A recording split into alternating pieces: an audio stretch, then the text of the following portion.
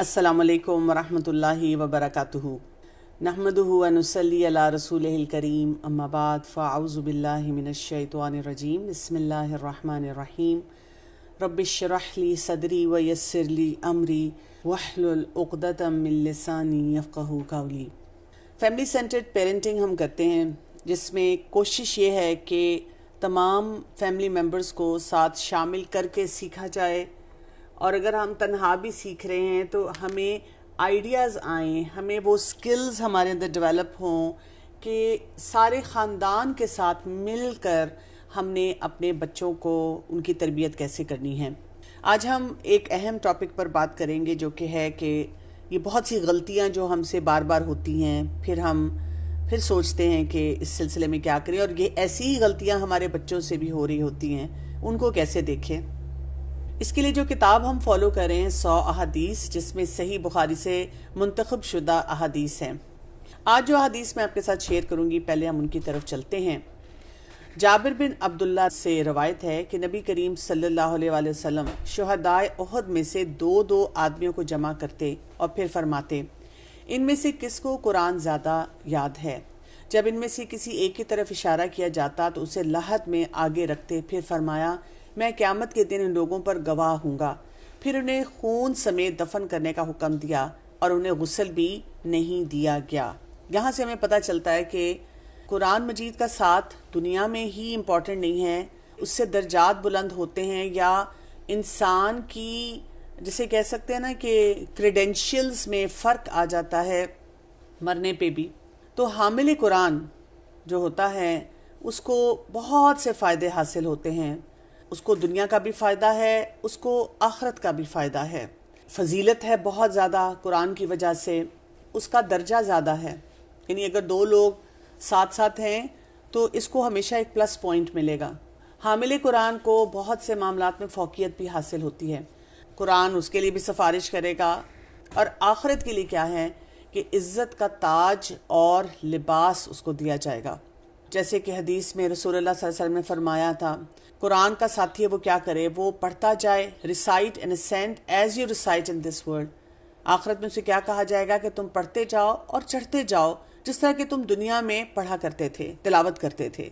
उसका रैंक कहाँ पर होगा, कहाँ पर उसकी हद होगी, जहाँ तक उसको वो जो वर्स पढ़ा होगा वहाँ तक होगी। एक और हदीस देख लीजिए। अबू मूसा रज़ियल्लाहु अन्हु नबी करीम सल्लल्लाहु अलैहि वसल्लम से रवायत करते हैं कि आप सल्लल्लाहु अलैहि वसल्लम ने फरमाया,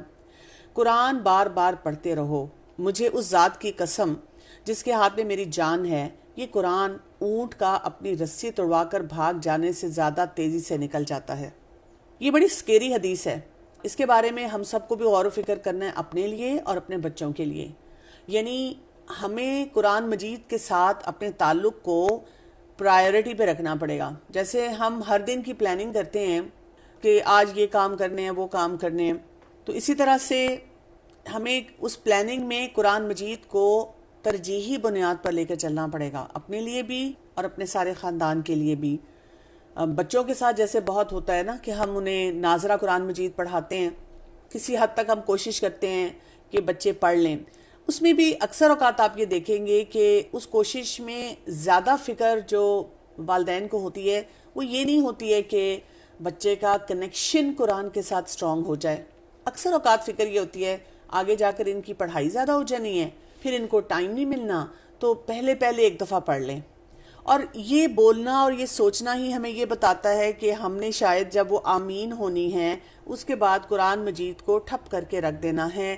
ठीक है, बच्चा कभी कभार तिलावत करे, हम उसको वर्बल लिप सर्विस से कहते रहेंगे बेटा तिलावत करो। आप देखिए कितनी ही ख़वातीन मिलती हैं हमें, और जब उनको कहा जाता है कि कुरान की मजलिस में आएँ, वो कहती हैं वक्त ही नहीं मिलता, मैं क्या करूं, मेरे इतने काम हैं घर के।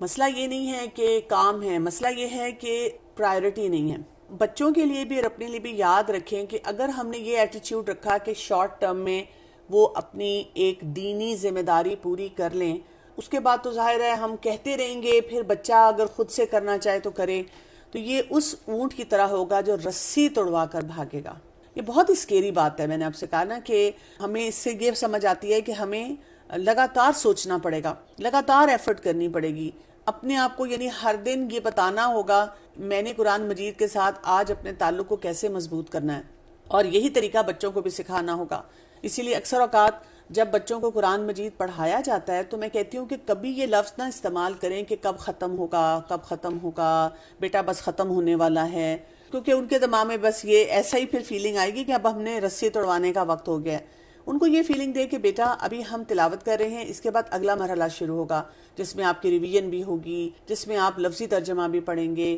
پھر آپ اس کے مطابق آگے بڑھیں گے، غور و فکر بھی کریں گے۔ کبھی کبھار بچے ایسی بات بھی پوچھتے ہیں کہ کبھی تو یہ ختم ہوگا، تو آپ بتاتے ہیں کہ یہ تو ہماری لائف لائن ہے نا، اس کو ہم کبھی ختم نہیں کر سکتے، اس کو اپنی زندگی سے نہیں نکال سکتے، اسی کے ساتھ ہم نے اپنا وقت گزارنا ہے۔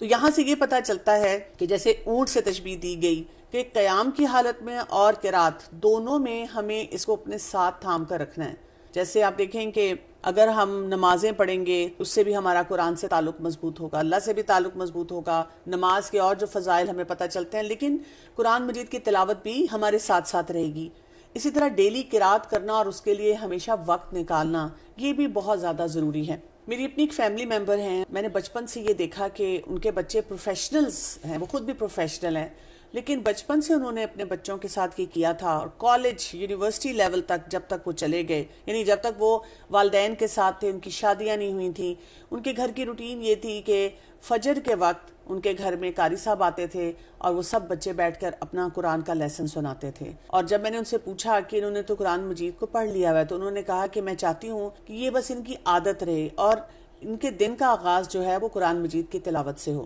اور یہ بات میں نے بچپن میں دیکھی تھی، اور یہ وہ دور تھا کہ اس طرح سے کوئی قرآن کا درس نہیں ہوتا تھا، اس طرح سے قرآن کی فہم نہیں تھی۔ وہ بچے جو تھے وہ دیکھنے میں یعنی ان کی کوئی بیٹی حجاب والی نہیں لگتی تھی،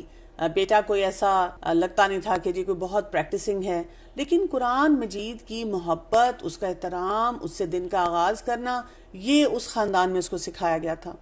تو میں نے بھی اپنے لیے یہ سبق پھر وہاں سے سیکھا تھا، اور جب تک میرے بچے ذرا بڑے نہیں ہو گئے تب تک ان کی روٹین میں یہی تھا کہ جی آپ نے بے شک قرآن مجید پڑھ لیا ہے، لیکن آپ کے استاد آئیں گے یا آپ استاد کے پاس جائیں گے اور آپ نے پھر بھی ضرور پڑھنا ہے۔ ایک اور حدیث دیکھیے، عبداللہ بن مسعود رضی اللہ عنہ روایت کرتے ہیں، نبی کریم صلی اللہ علیہ وآلہ وسلم نے فرمایا، کسی کا یہ کہنا کتنا برا ہے کہ میں فلاں فلاں آیت بھول گیا ہوں، بلکہ وہ بھلا دیا گیا ہے، تم قرآن پڑھتے رہا کرو، کیونکہ یہ قرآن انسانوں کے دلوں سے نکل جانے میں اونٹ کے بھاگ جانے سے بھی بڑھ کر ہے۔ یہاں پر آپ دیکھیں بھول جانے کی جو بات کی گئی ہے، یہ کوئی ایسی بات نہیں ہے کہ اس کو ہم بھی بڑے فخر سے بولیں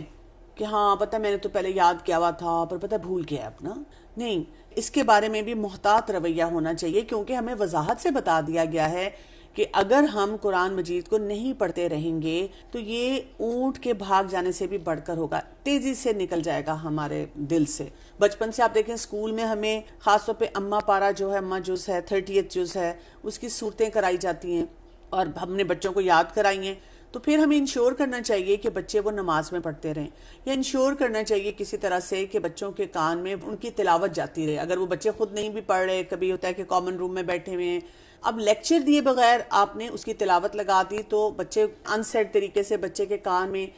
وہی قرات آئے گی انہی صورتوں کی۔ ہمارے پاس وہ لسٹس ہونی چاہیے کہ یہ ہمارے بچوں نے یاد کیا ہوا ہے، اور ایٹ لیسٹ اپنی طرف سے ہمیں کوشش کرنی چاہیے کہ ان کی دہرائی کا کوئی سسٹم بنائیں، اور بیسٹ سسٹم یہی ہوتا ہے کہ آپ ان کو ڈیوائیڈ کر سکتے ہیں مختلف نمازوں میں کہ آپ اس طرح سے پڑھیں، اور یہی کام ہمیں اپنے لیے بھی کرنا چاہیے کہ جو ہمیں یاد ہے اس کی دہرائی کسی نہ کسی لیول پر ضرور ہونی چاہیے تاکہ قرآن مجید جو ہے ہم سے چھٹ نہ جائے۔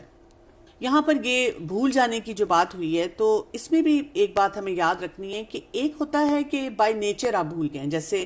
اولڈ ایج ہوتی ہے، یا کچھ لوگ ایسے ہیں جن کی میموری حافظہ اوورال ہی بہت خراب ہوتا ہے، یا کوئی ایسا ان کی میموری کا مسئلہ ہے، یہ تو اور بات ہے نا، اس پہ تو اللہ تعالیٰ معاف فرمانے والا ہے۔ لیکن جو بھلا دینا کیجول طریقے سے ہوتا ہے کہ ہم اس کے بارے میں محتاط ہی نہیں ہیں۔ اب آپ دیکھیں کئی دفعہ والدین اپنے شوق میں، اپنی محبت میں بچے کو حفظ کرا دیتے ہیں، لیکن ان کے پاس پوری زندگی کے لیے کوئی منصوبہ نہیں، ایٹ لیسٹ وہاں تک منصوبہ ہونا چاہیے جہاں تک آپ دیکھتے ہیں کہ بچہ آپ کے کنٹرول میں ہے کہ آپ نے ریویژن کا کیا سسٹم رکھنا ہے۔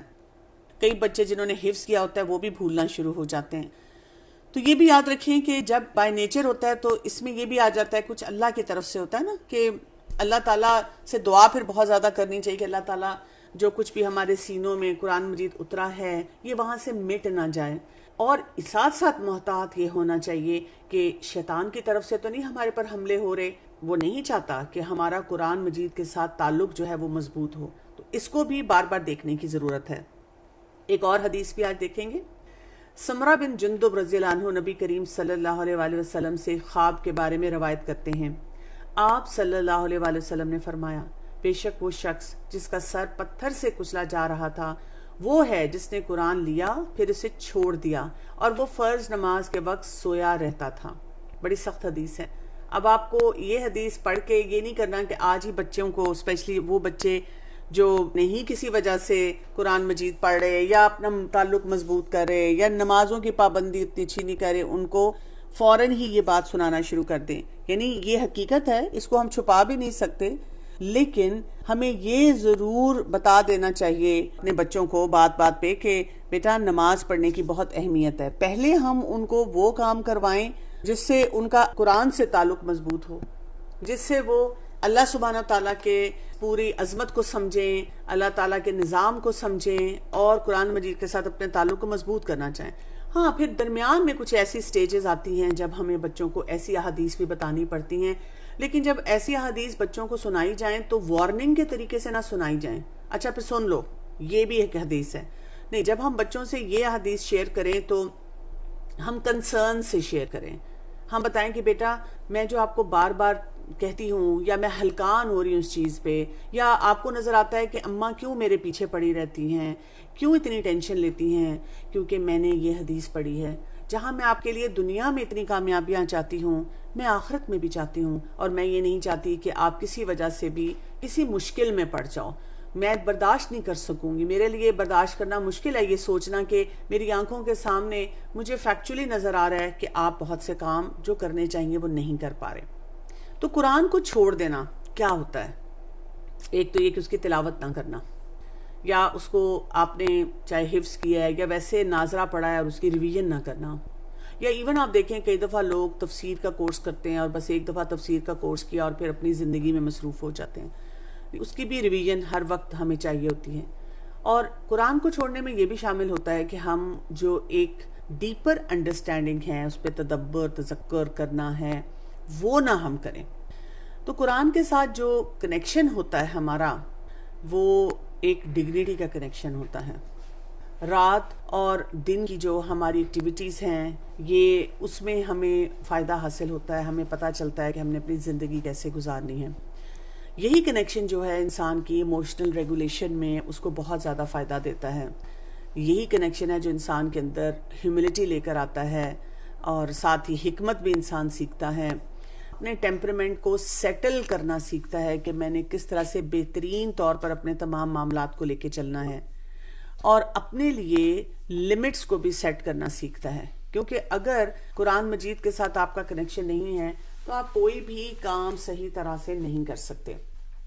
اسی لیے آپ دیکھیں گے حامل قرآن کے بارے میں بہت سی ہمیں باتیں پتہ چلتی ہیں، جیسے صحابہ کرام تھے اور تابعین اور تبع تابعین اور لوگ تھے، انہوں نے ہمیشہ اس سلسلے میں بہت محنت کی ہے اور اس کے اوپر غور و فکر بھی بہت کیا ہے۔ سیدنا عبداللہ بن مسعود رضی اللہ عنہ کہتے ہیں کہ حامل قرآن کی شایان شان یہ ہے کہ اسے اس کی رات سے پہچانا جائے جبکہ لوگ سو رہے ہیں، اس کے دن سے پہچانا جائے جب لوگ کھا پی رہے ہیں، اور اس کے غم سے پہچانا جائے جب لوگ خوش ہو رہے ہیں، اور اس کے رونے سے پہچانا جائے جب لوگ ہنس رہے ہیں، اس کی خاموشی سے پہچانا جائے جب لوگ باتوں میں مشغول ہیں، اور اس کے خشوع سے پہچانا جائے جب لوگ تکبر اور فخر کا اظہار کر رہے ہیں۔ اور چاہیے کہ حامل قرآن رونے والا، غمگین، بردبار، سمجھ بوجھ والا اور کم گو ہو۔ یعنی آپ تھوڑی دیر کے لیے سوچیں، ہم نے اپنے زندگی میں جو بھی کرائیٹیریا رکھے ہوئے ہیں بچوں کے لیے اپنے نا، اس پہ ذرا اس پوری بات کو پرکھیں۔ اور اس میں یہ بھی آتا ہے کہ اور حامل قرآن کے لیے جائز دیکھیں کہ نہ تو وہ شور شرابہ کرنے والا ہو، نہ وہ چیخنے والا ہو، اور نہ تیز طبیعت والا ہو۔ لیکن آپ دیکھیں کہ ہم تو اکثر اوقات جب اپنے بچوں کے ساتھ کسی بھی سیٹ اپ میں، کسی بھی انوائرمنٹ میں ہوتے ہیں، ہم تو وہی چاہ رہے ہوتے ہیں ان کے لیے اکثر اوقات جو باقی لوگ کر رہے ہیں۔ پیئر پریشر کا حال کیا ہوتا ہے، ہر بات پہ ہم ان کو بتا رہے ہوتے ہیں کہ وہ کرو وہ کرو۔ تو ہمیں اپنے بچوں کو جب وہ سوسائٹی میں ہیں یا سوسائٹی میں جو پریکٹسز ہیں اس سے نہیں پہچاننا. ہم نے ان کی جو پرکھ کرنی ہے وہ قرآن مجید کا جو سٹینڈرڈ ایک دیا گیا ہے، یعنی اللہ سبحانہ و تعالیٰ نے جو پروفائلز دیے ہیں، جو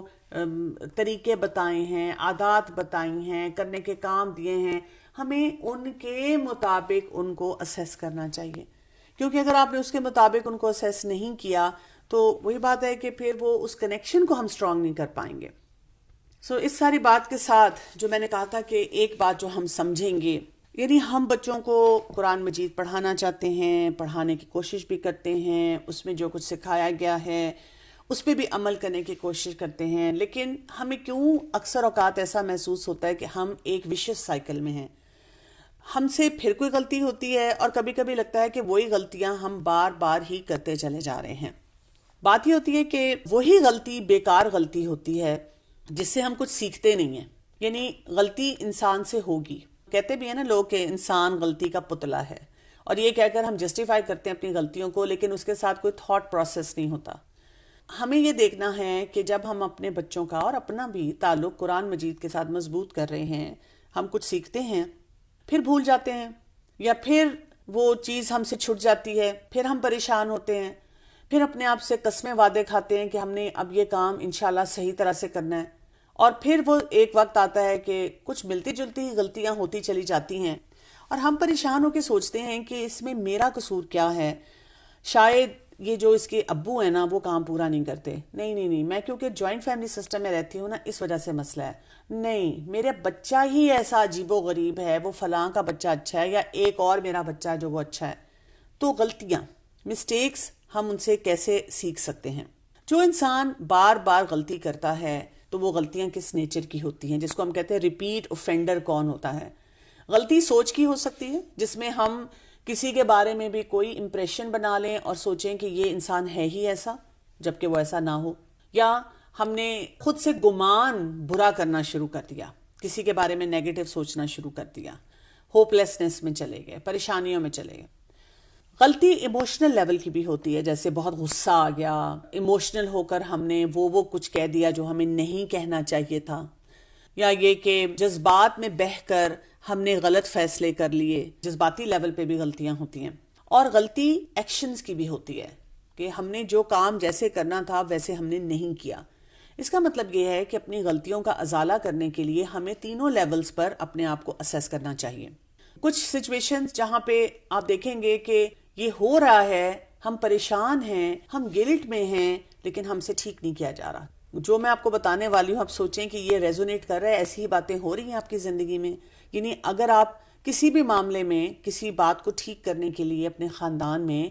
ایک ہی پوائنٹ پہ اڑے ہوئے ہیں اور آپ کوشش کر رہے ہیں، جسے کہتے ہیں کہ ایڑی چوٹی کا زور لگا رہے ہیں کہ اس گول تک پہنچ جائیں لیکن پہنچا ہی نہیں جا رہا، یا راستے میں کوئی رکاوٹ آ گئی ہے اور آپ کو نہیں سمجھ آ رہی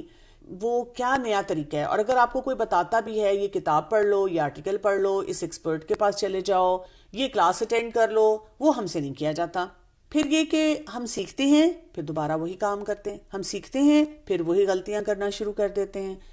یا یہ کہ ہمارے پاس وہ وقت ہی نہیں، اور اگر وقت ہے تو ہمیں طریقے نہیں آتے کہ اپنی غلطیوں کو اینالائز کیسے کیا جائے، سوچا کیسے جائے کہ اس غلطی میں یا یہ جو کام مجھ سے ہو گیا تھا اس میں کیا وجوہات تھیں، کیا یعنی جسے کہتے ہیں نا وہ 5 ہوتے ہیں فیکٹرز کے، وٹ، ہاؤ، وین، ویئر، ہو، کیسے ہو گیا یہ سب کچھ. اپنے اوپر بہت غصہ آتا ہے لیکن اپنی بری عادتیں چھوڑی نہیں جا رہی، یا بچوں پہ بھی ایسے ہی ہوتا ہے، ہم یہی کر رہے ہوتے ہیں کہ ان کو سکھایا نہیں پھر جا رہا ہوتا ہے ہمیں. جب ہم کہتے ہیں اکثر اوقات کہ I will never do it that again, میں آئندہ بس انشاءاللہ دیکھیے دوبارہ کبھی نہیں کروں گی، اور کچھ دنوں کے بعد ہم لگتا ہے یا اللہ پتہ نہیں میں ہی بہت برا انسان ہوں کہ میں پھر دوبارہ سے وہی کام کر رہی ہوں. اور یہی کام ہمارے بچے بھی کرتے ہیں، ہر دفعہ سوری سوری سوری بولا اور پھر اس کے بعد ہم دیکھتے ہیں کہ دوبارہ سے وہی کام ان کا ہو رہا ہوتا ہے.